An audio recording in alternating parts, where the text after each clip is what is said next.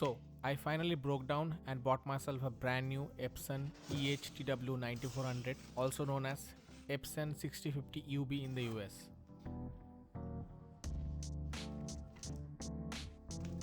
This was a really tough decision for me because in India we don't have the luxury to testing out different projectors in the showroom. So I mostly had to rely on the online reviews.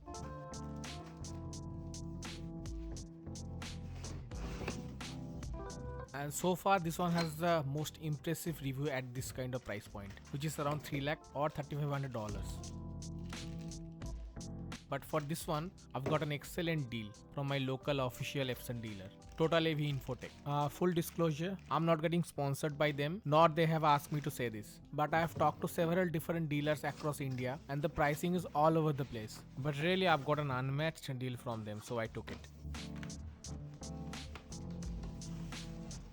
I also got an Elite Aeon Series Cine Grey 3D projector screen at a very reasonable price, and at the moment I'm still waiting for its arrival.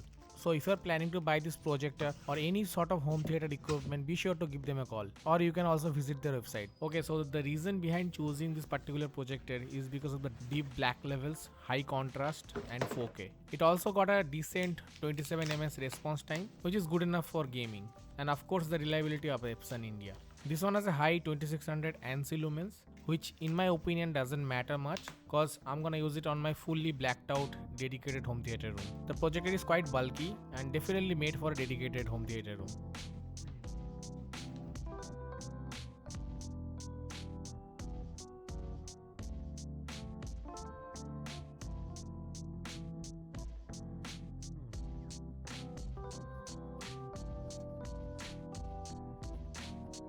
So along with the projector, I've also got a Epson genuine lamp for future usage, and also got the compatible Epson 3D glasses. I'll be sure to give you guys an unbiased detailed review of everything. Hey, thanks for watching and have a good one.